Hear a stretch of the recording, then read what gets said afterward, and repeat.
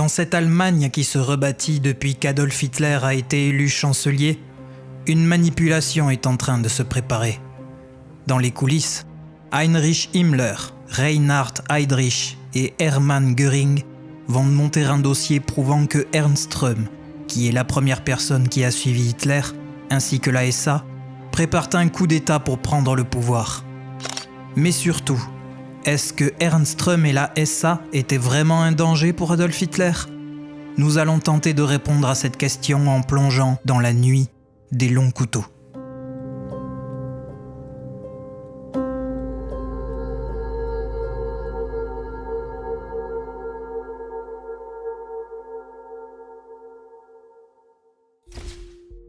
Le 30 janvier 1933, face à une Allemagne sombrant dans le chaos politique, le président Paul von Hindenburg nomme Adolf Hitler chancelier. Pour certains, qui étaient déjà contre Hitler, il est temps d'entrer en résistance, comme le journaliste Fritz Gerlich, qui écrira sans cesse des articles contre le nouveau chancelier. Il mettra en garde les citoyens allemands contre le mal que représente Hitler.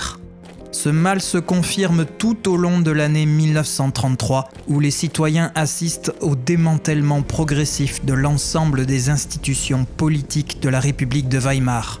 Suspension de la liberté de la presse et de réunion, abolition du secret postal, téléphonique et télégraphique, arrestation de 5000 traîtres marxistes. De plus en plus d'hommes vont gonfler les rangs de la SA, la section d'assaut d'Hitler, et de la SS, qui deviendront des policiers auxiliaires. Le 5 mars 1933, lors des élections fédérales allemandes, le Parti national-socialiste obtient la majorité absolue. Les 81 élus du Parti communiste sont invalidés suite à la loi d'habilitation qui donne au gouvernement le droit d'édicter toute mesure pendant 4 ans sans en informer le Reichstag. Les membres du NSDAP, le parti d'Hitler, se voient confier des fonctions privilégiées, comme la direction des Länder, qui sont invités à harmoniser leur législation avec celle du Reich. La première campagne de boycott des magasins juifs débute en avril 1933. Joseph Goebbels, connu pour avoir un pied beau, devient ministre de la propagande et Hermann Göring, qui a beaucoup grossi après sa blessure au ventre lors de la tentative de putsch manquée du 8 novembre 1923, devient ministre de l'Intérieur. En vérité, c'est un morphinomane et il ne cessera de faire des promesses de victoire à Hitler pour ses futures guerres, victoire qu'il n'obtiendra jamais. En mai 1933, la Gestapo est créée. Elle se fera connaître pour ses méthodes d'interrogatoire aux limites de ce que l'être humain peut supporter. Et peu après, les premiers camps de concentration voient le jour. À la fin de 1933, le nouveau chancelier a donné tous les pouvoirs à son gouvernement. Il a balayé ses adversaires politiques, supprimé les syndicats, limité les libertés, a recadré l'Église et a instauré un État policier qui est sous son autorité personnelle. Pourtant, le nouveau régime est encore vulnérable, car au-dessus d'Adolf Hitler, il y a le président, qui a le soutien inconditionnel de l'armée. La Reichswehr est commandée par le ministre de la guerre Werner von Blomberg, donc Hitler ne la contrôle pas, et il n'a aucune autorité sur le ministre des Affaires étrangères Konstantin von Neurath, ni sur l'industrie. Ces 3 institutions sont attachées à leur culture monarchiste, tout comme le président Hindenburg. Mais à la mort du président, Hitler compte bien imposer son autorité absolue sur le peuple allemand. Et pour cela, il va compter sur son parti et la SA. À la tête des SA, Ernst Röhm, qui avait dû s'exiler à La Paz en 1930 et où il était devenu instructeur de l'armée bolivienne. Hitler confie donc la direction des 25 000 membres de la SA au capitaine Pfeffer von Salomon, un ancien de la Freikorps. Mais une révolution survient dans la SA. Les membres ne sont pas payés par le parti. La tension monte de plus en plus. Hitler perd toute confiance en Pfeffer von Salomon et décide de rappeler en 1931 Ernst Röhm, qui revient de Bolivie. Röhm est un organisateur hors pair, et avec la crise économique, de plus en plus de volontaires s'engagent dans les rangs de la SA. C'est grâce à la SA qu'Adolf Hitler a réussi à prendre le pouvoir, surtout grâce aux manifestations de masse et grâce aux intimidations. En 1933, la SA compte 1,5 million d'hommes dans ses rangs et un an plus tard, ils sont 3 millions. Les nouveaux engagés espèrent, en mettant l'uniforme brun, trouver une fonction dans le nouveau régime. À cause du traité de Versailles, la Reichswehr n'est autorisée à avoir que 100 000 hommes dans ses rangs. La SA, à elle seule, compte 2 fois plus d'hommes, mais leurs conditions restent précaires. Les responsables politiques du parti ont pris les postes les mieux payés. Les lieutenants de Röhm, Heinz, Ernst, von Heydebreck, Schmidt, Hein, Schneiduber et von Krauser sont devenus pour la plupart, malgré leur casier judiciaire, préfets de police ou députés. Tous se sont enrichis en réquisitionnant les biens des juifs, des communistes et des socialistes, ou en extorquant des sommes considérables aux bourgeois et aux industriels. Mais que faire de la SA, renommée pour sa turbulence ? Au cours des premiers mois de la prise de pouvoir, le ministre de l'Intérieur de Prusse Hermann Göring a donné à 50 000 d'entre eux des pouvoirs de police auxiliaire dont ils ont abusé en rançonnant la population, en occupant les banques et les compagnies d'assurance, en battant violemment des bourgeois, des juifs, des diplomates étrangers et officiers de la Reichswehr. Ils ont même torturé des opposants potentiels dans des camps sauvages ou dans des bunkers, qui sont généralement des caves d'immeubles ou des usines désaffectées. Face à ces excès de violence, Göring leur retire leur fonction de policiers auxiliaires.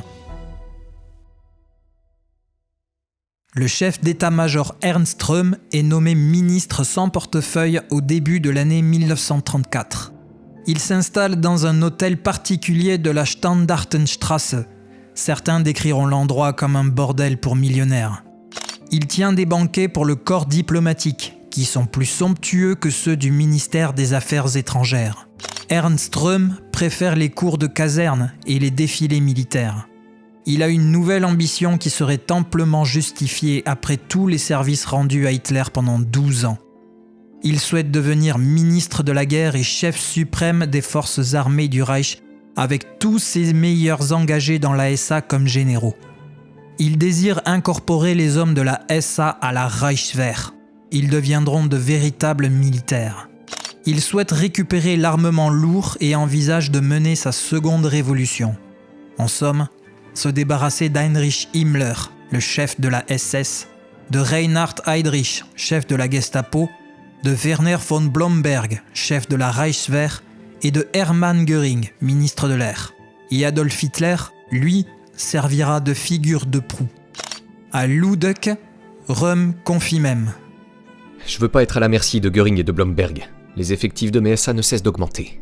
Hitler sait que je ne laisserai jamais s'éteindre la flamme de notre révolution.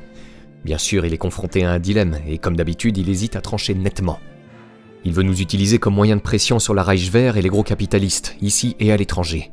Mais s'il croit qu'il peut me manipuler indéfiniment pour servir ses intérêts et un beau jour me jeter à la poubelle, il se trompe. Les SA peuvent aussi servir à contenir Hitler lui-même. Ernst Röhm n'est pas discret en public, surtout après avoir trop bu. Il n'hésite pas à décrire publiquement, lors d'entretiens privés ou même dans des notes, ses ambitions. Comme le 1er février 1934, où il demande dans une note au général von Blomberg de fusionner la SA avec la SS et la Reichswehr pour qu'elle soit sous sa direction. Il ne se méfie pas non plus du téléphone et compte sur la reconnaissance d'Hitler pour effacer certaines personnes. Le peuple, on ne le nomme pas assez, est choqué par le côté criminel de la SA. Composé en grande partie d'ouvriers, il n'a aucun pouvoir pour arrêter la montée de la SA. Par contre, les patrons des grandes industries soutiennent Alfred Hugenberg, le ministre de l'économie du Reich. Du fait que l'Allemagne est en pleine crise économique, le ministre de l'économie est important pour la survie du pays. Mais surtout, ils savent également que le président Hindenburg a, selon la Constitution, le droit de destituer son chancelier si la nation est en péril. Les chefs de la Reichswehr, les généraux von Blomberg et von Reichenau, sont bien décidés à faire échouer le projet de Röhm de fusionner l'armée avec la SA et la SS pour qu'elle devienne l'armée du peuple. La France et la Grande-Bretagne suivent cette situation de très près et le ministère des Affaires étrangères rassure ces deux pays, car actuellement, le traité de Versailles n'est pas respecté. Donc, le ministère des Affaires étrangères rassure et confirme que la situation sera bientôt réglée. Hermann Göring a en sa possession une arme plus que redoutable. Il peut connaître en permanence les projets et les manigances des dirigeants de la SA.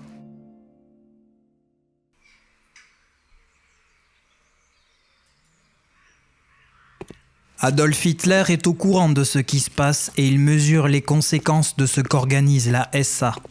Mais, tout au fond de sa pensée, il souhaite se débarrasser de tous ses chefs militaires, des diplomates, des Junkers, des industriels et des ecclésiastiques pour les remplacer par des hommes de son parti qui seront soumis à son autorité. Actuellement, Hitler est indécis et cherche à ménager les deux camps. En effet, il va rencontrer à plusieurs reprises von Blomberg pour le rassurer sur le fait qu'il va mater les SA et leurs chefs. De l'autre côté, il envoie Goebbels pour rencontrer dans le plus grand secret Röhm et va lui promettre qu'il aura plus de pouvoir à l'avenir. En échange, il va devoir donner l'ordre à ses hommes de se tenir et promettre de cesser ses discours provoquant la colère et la haine. Et ça ne s'arrête pas là. Le 28 février 1934, une réunion de réconciliation a lieu au ministère de la guerre entre la Reichswehr, la SS et la SA. Lors de la réunion, on va se répartir les rôles. La SA s'occupera de la politique, la Reichswehr s'occupera de l'armée et elle seule sera le bras armé de la nation pour préparer les grandes campagnes à l'avenir. La réconciliation semble en bonne voie, mais après le départ d'Hitler du banquet, Röhm, qui a énormément bu, exprime à haute voix ses pensées. Ce qu'a dit ce caporal ridicule ne nous concerne pas. J'ai pas la moindre intention de respecter cet accord. Hitler ne connaît pas la loyauté, il doit au moins prendre un congé. Si on veut pas faire l'affaire avec lui, on la fera sans lui. Face à ce discours encore une fois trop osé de Röhm, le général de corps d'armée Victor Lutze, qui est borgne, part immédiatement à Berchtesgaden pour raconter les propos tenus par Röhm juste après son départ. Hitler répond : Il faut laisser mûrir les choses. En attendant, à Berlin, Reinhard Heydrich constitue un épais dossier sur Röhm et ses lieutenants, dans lequel il mêle la vérité et le mensonge. Il crée une fausse liste d'hommes à abattre qu'il dit avoir obtenue au quartier général des SA. Nul doute qu'en tête de liste figurent les noms d'Adolf Hitler et de von Blomberg. Himmler, de son côté, qui a pris la tête de la Gestapo de Prusse en avril, va faire travailler ses espions. Hermann Göring, lui, a le service d'écoute à son service et va tous les matins faire des comptes rendus des propos des dirigeants de la SA, mais il ne stipule jamais les personnes qui expriment librement et à haute voix leur mépris pour Göring, Himmler et Hitler. C'est ainsi qu'entre mars et juin 1934, les renseignements vont s'empiler sur le bureau d'Hitler. Dans ces dossiers, on peut lire que les SA commettent des crimes, des tortures, des enlèvements et des extorsions. Hitler lit attentivement tous ces dossiers et il est de plus en plus agacé par les propos où on le surnomme le petit caporal de la dernière guerre. Mais ce qui le gêne le plus, ce sont les déclarations concernant la prise en main de la Reichswehr par les 3 millions d'hommes de la SA. Il lit quelque chose qui le met mal à l'aise. La SA reçoit dans ses casernes des armes provenant de l'extérieur de l'Allemagne. Hitler se met alors à réfléchir. Il doit agir, mais comment ? S'il frappe d'un côté, il sera vulnérable de l'autre. En juin 1934, Baldur von Schirach déjeune avec Ernst Röhm, qui va partir en cure à Bad Wiese, près de Munich, pour y soigner ses rhumatismes. Après le repas, Röhm, qui a une nouvelle fois abusé de l'alcool, va de nouveau révéler ses pensées. Ce qu'il nous faut, c'est une armée populaire. Mais ces crétins de la Bendlerstrasse ne veulent pas le comprendre. Et pour Adolf, la Reichswehr est maintenant l'enfant chéri. Je suis fidèle à Adolf. S'il me dit maintenant que je suis une charge pour lui, je retourne en Bolivie. Je ne pourrais entreprendre quoi que ce soit contre lui. Le principal est que nous tenions. Tout s'est arrangé entre nous. Je m'entendrai toujours avec Adolf. C'est mon ami, et je l'aime bien. Ernst Röhm s'enfonce encore plus dans cette toile qui se tisse autour de lui sans qu'il le sache. Hitler, lui, hésite encore, multiplie ses déplacements et consulte des personnes pour avoir des conseils. Il va jusqu'à convoquer Gregor Strasser, qu'il a toujours refusé de voir depuis des mois. Lors de leur entretien, Hitler lui propose le ministère de l'économie. Strasser lui annonce qu'il accepterait cette proposition à condition que Göring et Goebbels partent de leur ministère. Hitler, toujours hésitant, part le 14 juin 1934 à Venise pour rencontrer Benito Mussolini. Durant leur entretien, Mussolini lui conseille de se débarrasser de ces radicaux.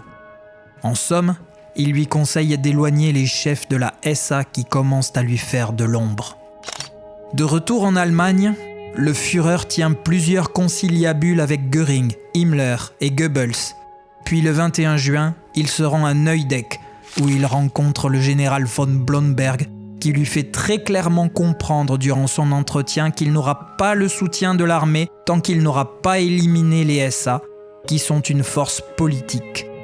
Le président Hindenburg lui-même est d'accord et dit à Hitler que s'il n'arrive pas à faire cesser ces troubles, l'état d'exception sera proclamé et l'armée se chargera de la SA elle-même. Malgré ses nombreux conseils, Hitler reste indécis et va réfléchir pendant quelques jours.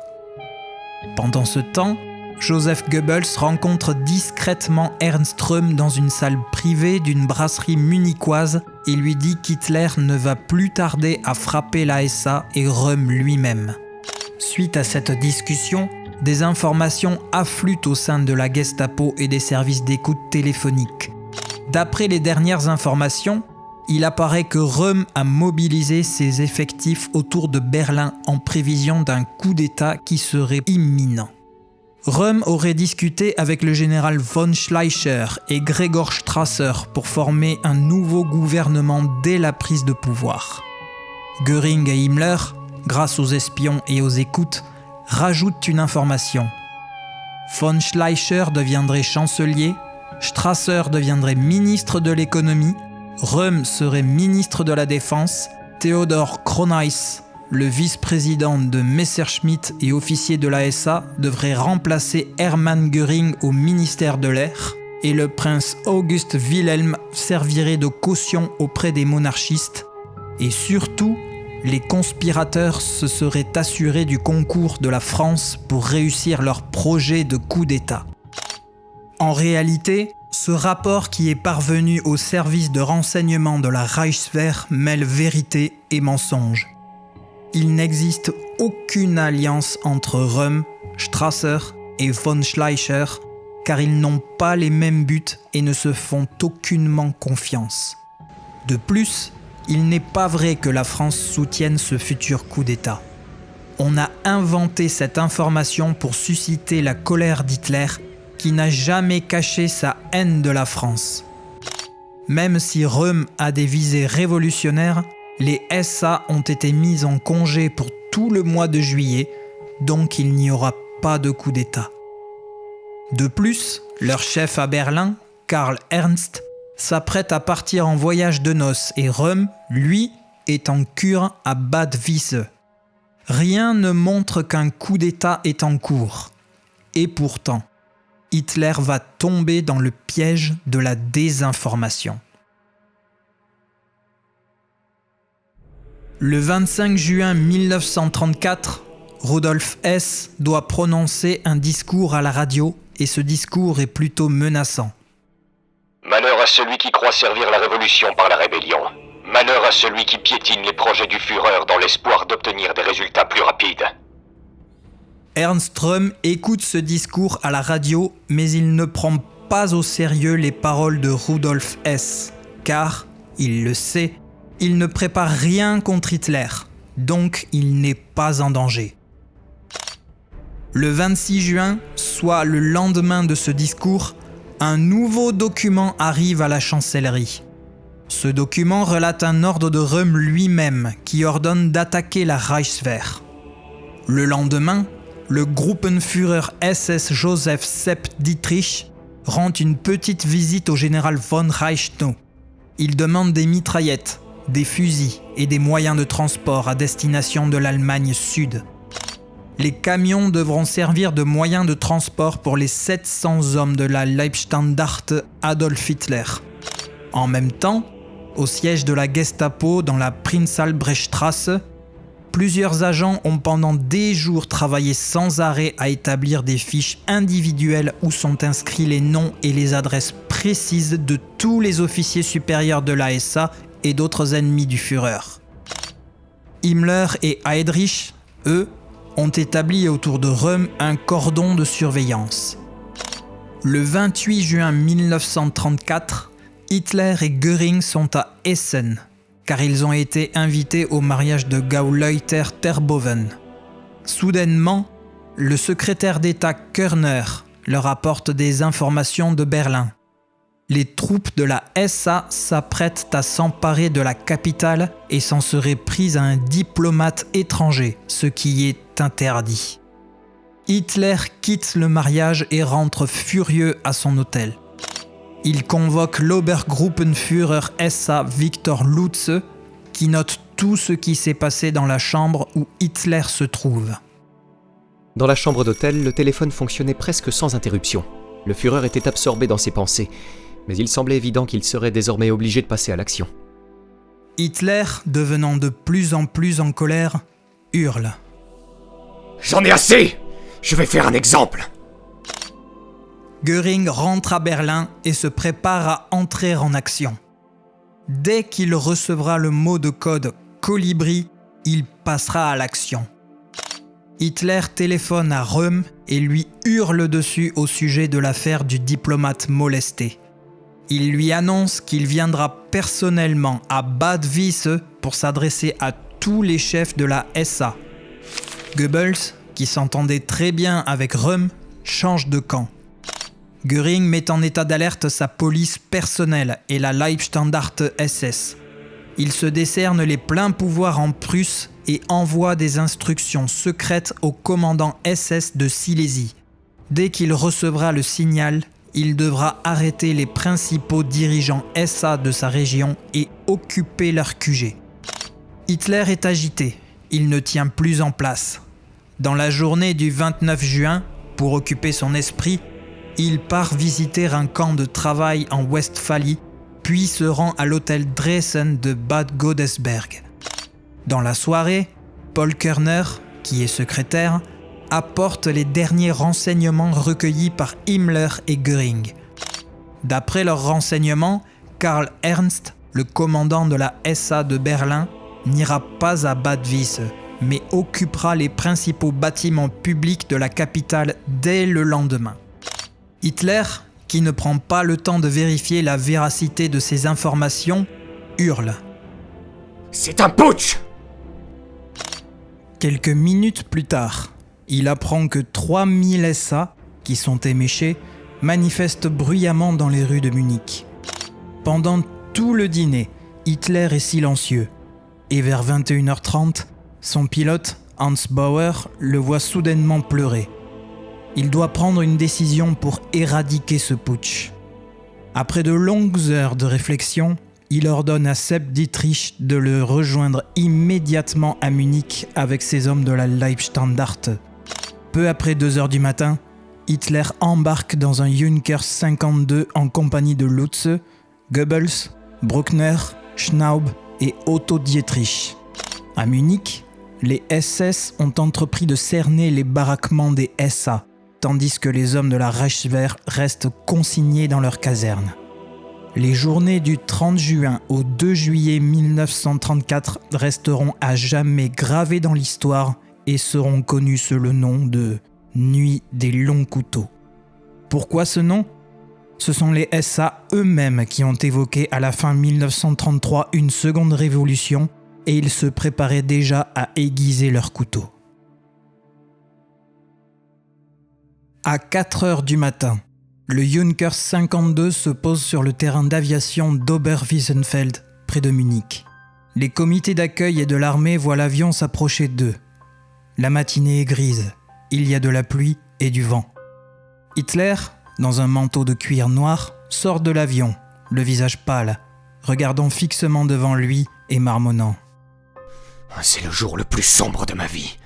Je vais aller à Bad-Vissé et sévir durement. » Pendant 10 minutes, il fait les 100 pas sur le tarmac avec le Gauleiter Wagner, en frappant spasmodiquement sa tige de botte de son fouet. Quand il prend place dans la voiture de Wagner, son pilote entend Hitler hurler de colère. Il est tout de suite conduit à Munich, au ministère de l'Intérieur de Bavière.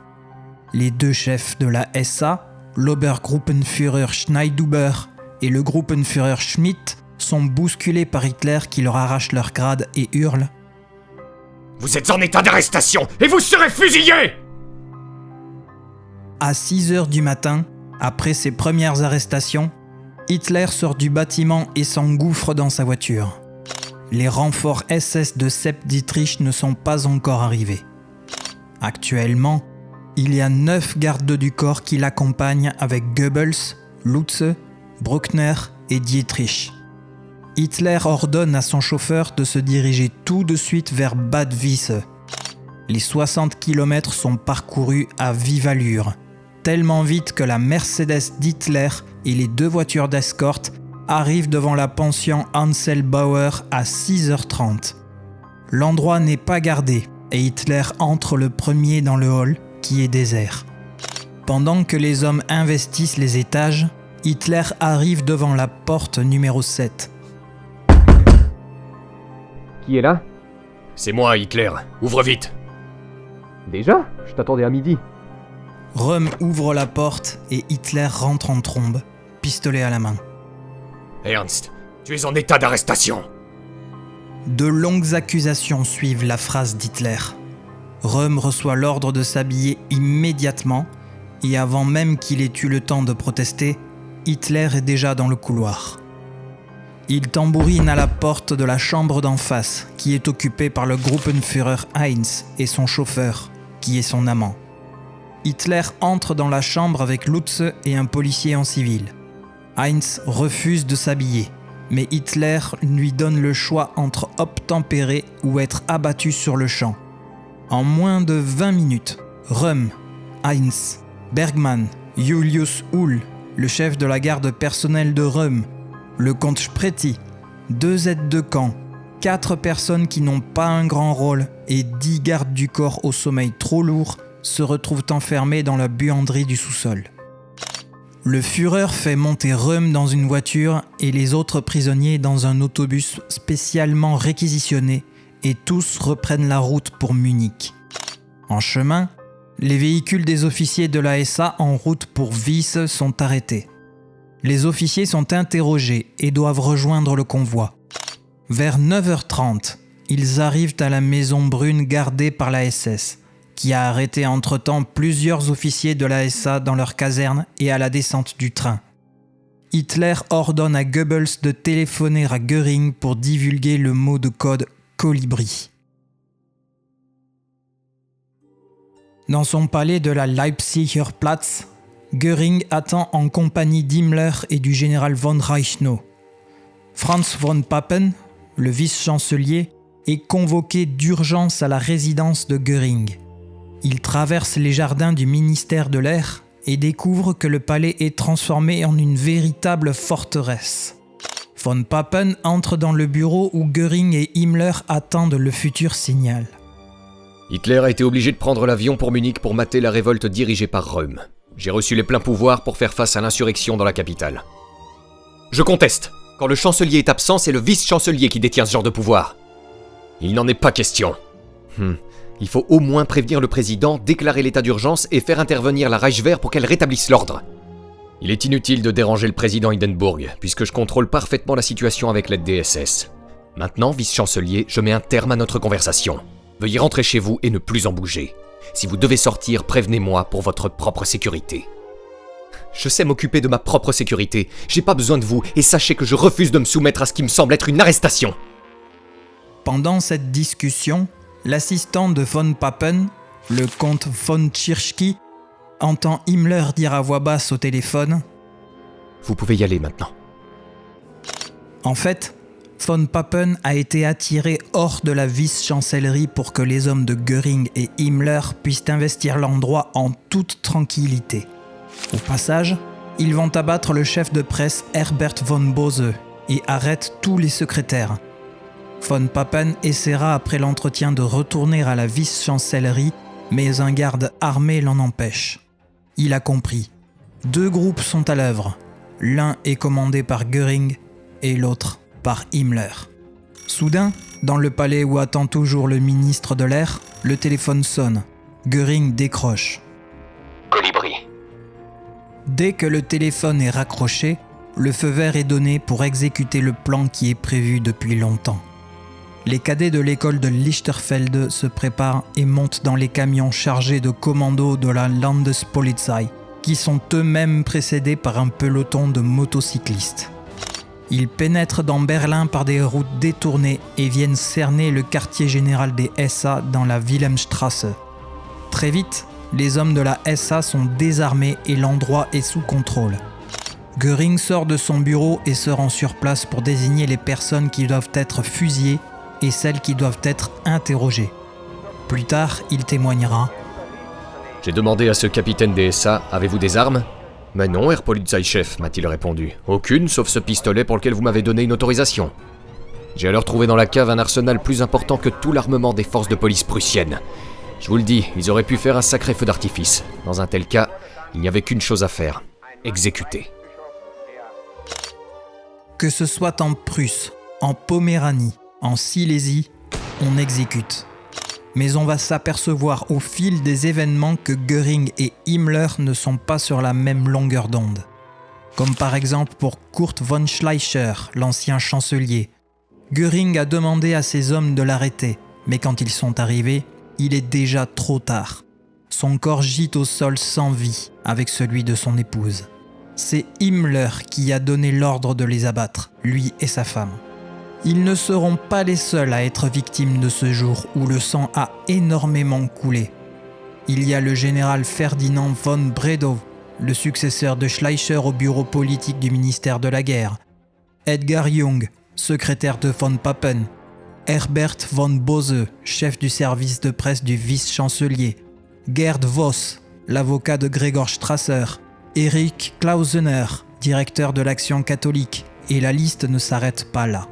Tous les collaborateurs de Röhm sont amenés au camp de Lichterfelde, où ils sont enfermés dans la cave à charbon de l'école des cadets. L'un des rares rescapés racontera l'enfer que tout le monde a vécu. 4 noms étaient appelés à intervalles d'environ 15 minutes. Ces 4 hommes n'avaient plus que quelques minutes pour vivre. Les prisonniers n'étaient pas vraiment démoralisés. La plupart se rendaient compte que c'était leurs dernières heures. Il faudra 24 heures pour exécuter les 150 hommes. Il ne leur venait même pas à l'esprit qu'ils allaient être fusillés sur ordre d'Hitler. Au contraire, ils pensaient que leur chef suprême était emprisonné comme eux, peut-être déjà mort, victime des réactionnaires. Par un soupirail de la cave, ceux qui restaient pouvaient voir leurs camarades mener jusqu'à un mur de l'autre côté de la cour. Un SS ouvrait leur chemise et traçait un cercle au charbon sur la gauche de la poitrine. C'était la cible. À 5 ou 6 mètres de là se tenaient 8 SS armés de fusils. Puis l'ordre résonnait. « Par ordre du Führer, on joue, feu !» Le mur n'était pas nettoyé entre les exécutions, de sorte qu'il a bientôt été entièrement couvert de sang. À cet instant, tout le monde craint pour sa vie. Même le général Dalloug, chef de département de la police au ministère de l'Intérieur et commandant de la police prussienne, craint pour sa vie. Son subordonné, Hans Bernd Givesius, va décrire cette journée terrifiante, quand ils vont se rendre au palais de Göring pour assurer leur survie. Sur tous les visages, de celui des sentinelles à celui du dernier planton, on lit qu'il se passe quelque chose de terrifiant. Des messagers portant de gros dossiers secrets courent avec des airs importants. Anxieux, les gens qui attendent s'interrogent les uns les autres. Pas un mot plus fort que l'autre, on chuchote à l'oreille. Par bonheur, je découvre tout de suite Nebeu. Il feint l'indifférence. En un pareil moment et au milieu d'un tel entourage, il ne faut surtout pas paraître ému et encore moins horrifié. Prudemment, nous nous retirons dans le coin le plus proche. À 2 pas de nous, un Gruppenführer SA est effondré sur une chaise, tremblant du menton et claquant des dents. Un peu plus loin, un autre misérable est accroupi. C'est l'Obergruppenführer SA cacheux, pris dans la rue et amené ici par précaution. À Lichterfeld, on fusille sans arrêt. Par l'entrebâillement de la porte, on aperçoit Göring, Himmler, Heydrich et le petit Pili Körner. Tous ont l'air d'être de fort bonne humeur. En cette fin de matinée, Himmler lit la liste des noms.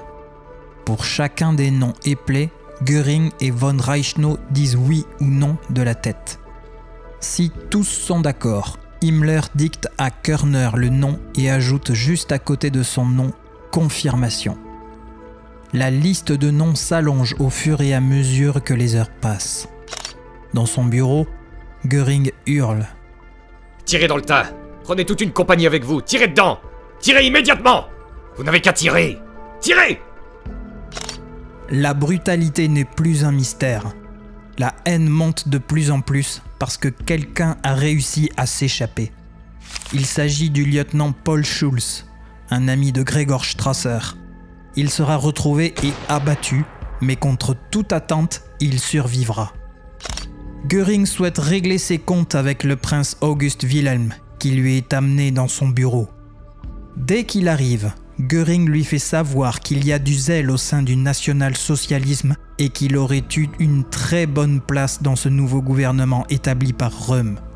Göring va lui poser une série de questions. « Où as-tu parlé à Karl Ernst pour la dernière fois ? Au téléphone ? De quoi avez-vous parlé ? Ernst voulait seulement prendre congé de moi avant de partir à l'étranger ? Heureusement pour toi que tu as dit la vérité.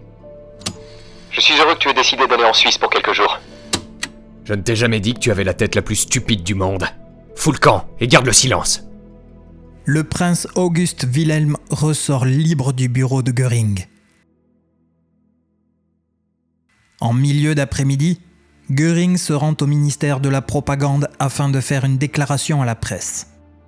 Il va divulguer au peuple la tentative de putsch de Röhm, sa dépravation homosexuelle, les troubles dans le pays, les trahisons et les châtiments qui ont eu lieu et le court procès qu'Hitler a fait pour juger Röhm et ses officiers pour leur trahison.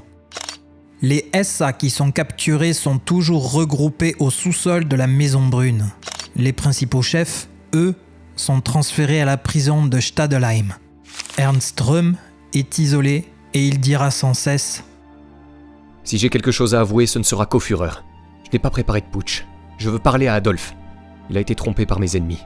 J'exige qu'il m'entende. » Mais Hitler ne souhaite pas le voir. Il va plutôt regarder les longues listes de SA capturés, puis il prend un crayon et va dessiner une croix à côté des noms des personnes qui doivent être immédiatement exécutées. Les 6 hommes sont Hein, Heidebreck, Heinz, Schneiduber, Schmidt et le comte von Spreti. Vers 17h, le Gruppenführer Sepp Dietrich se rend à Stadelheim pour exécuter les condamnés. Malgré que certains d'entre eux soient d'anciens camarades, il exécute l'ordre qu'on lui a donné. Mais Dietrich est écœuré et quitte les lieux avant la dernière salve.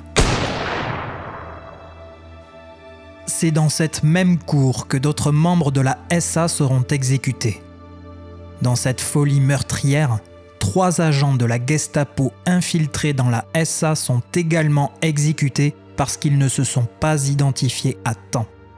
La tuerie continue autour de Munich et certains n'hésitent pas à régler leurs comptes.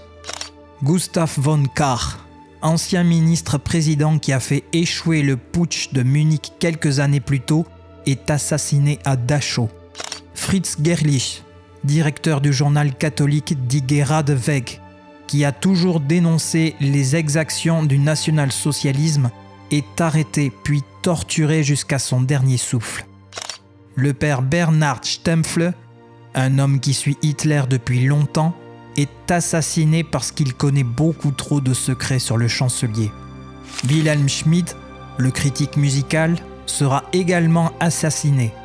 Il sera tué par erreur car il est confondu avec Ludwig Schmidt, un ancien partisan d'Otto Strasser. Le propriétaire, le sommelier et le maître d'hôtel de la brasserie Bratwurstglockel sont également assassinés parce qu'ils ont été témoins de la rencontre secrète entre Goebbels et Röhm. Au soir du 30 juin, Ernst Röhm est toujours vivant. Hitler refuse de donner l'ordre de l'exécuter. Il confie à Max Gallo. Après tout, Ernst était à mes côtés autrefois devant le tribunal. Hitler part sur le champ d'aviation d'Oberwiesenfeld et juste avant de décoller pour Berlin, il confie au général von Epp: J'ai gracié Röhm en considération des services rendus. À Berlin, divers rapports arrivent au ministère de l'Intérieur sur la situation en cours. Mais brusquement, une nouvelle parvient. Hitler va atterrir à Tempelhof. L'arrivée ne doit pas être manquée. Tout l'aérodrome est occupé par les SS qui sont lourdement armés. L'avion d'Hitler atterrit, les commandements donnent leurs ordres et la compagnie d'honneur présente les armes. Göring, Himmler, Körner, Frick-Dalhuge et une vingtaine d'officiers de police s'avancent pour accueillir Hitler qui sort de l'avion dès que la porte s'ouvre. Le chancelier est silencieux. En fait, l'ambiance est elle-même silencieuse. On entend juste les claquements de bottes. Hitler, après avoir passé en revue la compagnie d'honneur, part en direction des voitures. Il va s'arrêter et discuter avec Göring et Himmler pour demander certainement des rapports détaillés sur la situation. Le prédécesseur de Röhm, von Pfeffer, tente de se rapprocher de la discussion, mais Himmler fera un geste menaçant de la main pour l'éloigner. Le chef de la SS sort de sa manche une liste chiffonnée qu'Hitler prend le temps de lire. Le doigt d'Hitler parcourt la liste et finalement s'arrête sur certains noms, surtout celui de Strasser, dont on lui a appris qu'il s'est suicidé.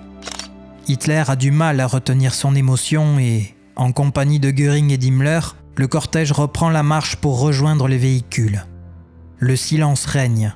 On entend juste le bruit des pas du cortège, quand soudainement on entend crier « Bravo Adolf !» Il s'agit d'un groupe d'ouvriers qui crient du haut d'un hangar d'aviation.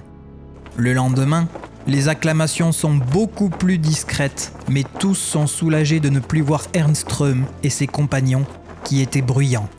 Les chefs militaires se réjouissent eux aussi de l'élimination de leurs concurrents, et ils le font savoir par le biais du ministre de la guerre von Blomberg. Le président Hindenburg est satisfait également de voir que les troubles-fêtes du Parti national-socialiste sont éliminés. Par contre, pour les éliminations extérieures au parti, là, il n'est pas du tout au courant.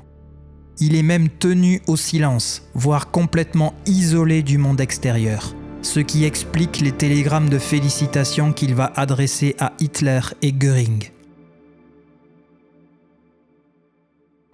Le dimanche 1er juillet 1934, Himmler et Göring ne sont pas totalement satisfaits, car ils veulent l'élimination de Röhm.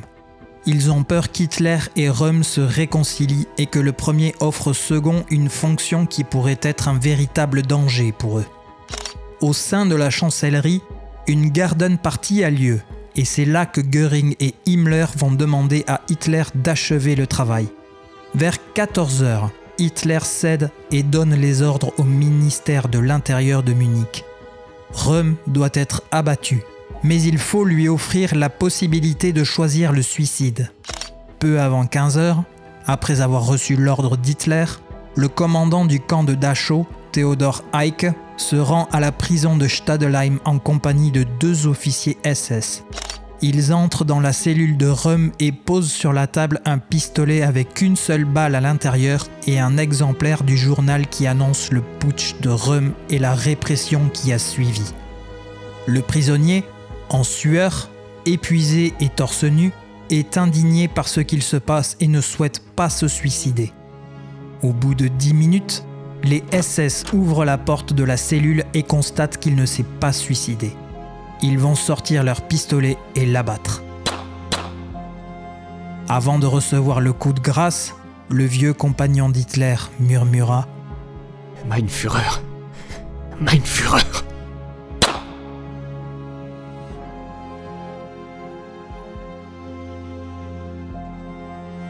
Au soir du 1er juillet, le rythme des tueries ralentit. Des instructions strictes sont données pour que tous les documents concernant cette affaire soient immédiatement détruits. Officiellement, 77 à 84 personnes ont été assassinées, dont une cinquantaine de SA. Il y a probablement entre 150 et 200 personnes assassinées pour les seules villes de Berlin et Munich. Mais en réalité, il doit y avoir 3 fois plus de victimes à cause d'erreurs, d'accidents, d'arrêts cardiaques ou de morts en détention dans l'ensemble du pays. On ne dénombre également pas le nombre de suicides après la nuit des Longs Couteaux, car les jeunes SS qui ont participé aux exécutions ne sont pas restés indemnes psychologiquement et certains décident de mettre fin à leur jour. Il y a aussi les exécutions de témoins, des exécutions de personnes qui seront beaucoup trop bavardes avec les personnes autour d'elles, dévoilant des secrets qui n'ont pas à être révélés. Le 13 juillet 1934, Hitler justifie son action au Reichstag et explique la tentative de putsch de Röhm et de ses lieutenants. Pourtant, ses paroles ne masquent pas ce qu'il ressent à l'intérieur de lui-même. Hermann Rauschning témoigne. Il était encore loin, du moins dans la période qui suivit le 30 juin, de faire figure de vainqueur. Il avait le visage boursouflé, les traits tirés, son regard était terne. J'avais l'impression que le dégoût, la lassitude et le mépris lui remontaient aux lèvres, et que ses pensées étaient loin de nos affaires. On m'avait dit qu'il ne dormait plus que quelques heures depuis le massacre du 30 juin, qu'il errait la nuit d'une chambre à l'autre, que les somnifères étaient sans effet, ou qu'il refusait d'en prendre, par crainte d'être empoisonné. Au petit jour, il tombait comme terrassé sur son lit, et s'éveillait bientôt dans une crise de larmes. Il avait eu des vomissements à plusieurs reprises. Hitler avait-il des remords ? Avait-il pris conscience d'avoir été manipulé ? Nul ne pourrait le dire, mais il avait pleinement conscience qu'il avait assassiné 2 de ses amis qui l'ont soutenu depuis 15 ans, Ernst Röhm et Gregor Strasser. Hitler plongera, selon les termes médicaux, dans une dépression. Et pourtant, au Reichstag, il reste malgré tout digne, en rappelant que tout le monde doit être uni avec lui et que si quelqu'un a le malheur de sortir du rang, il sera mis hors d'état de nuire. Ce que j'ai perdu dans la purge des SA, je le regagne en me débarrassant des conspirateurs féodaux et des aventuriers professionnels, des Schleicher et consorts. J'ai supprimé les meneurs, même les meneurs éventuels qui guettaient dans l'ombre. Les réactionnaires ont voulu me séparer du parti pour s'emparer de moi comme d'un instrument docile. Eh bien, me voilà donc, messieurs Papen et Hugenberg. Je suis prêt pour le round suivant. Après le 30 juin 1934, Adolf Hitler va envisager de nouveaux plans toujours plus osés les uns que les autres. La SA ne deviendra jamais un État dans l'État. L'armée, reconnaissante face à cette action, va se soumettre inconditionnellement et plus personne ne remettra en question l'autorité du Führer. Hitler va régner en maître pendant 11 ans.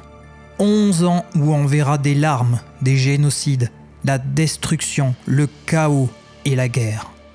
Mais surtout, ce qu'il ne faut pas oublier dans cette histoire, c'est que le parti national-socialiste aura montré son côté sanguinaire et il aura montré la dangerosité d'Hermann Göring, d'Heinrich Himmler et de Reinhard Heydrich, capables de monter de faux dossiers pour contrôler la colère et la haine d'Hitler et l'utiliser pour assouvir leur vengeance et garder leur pouvoir.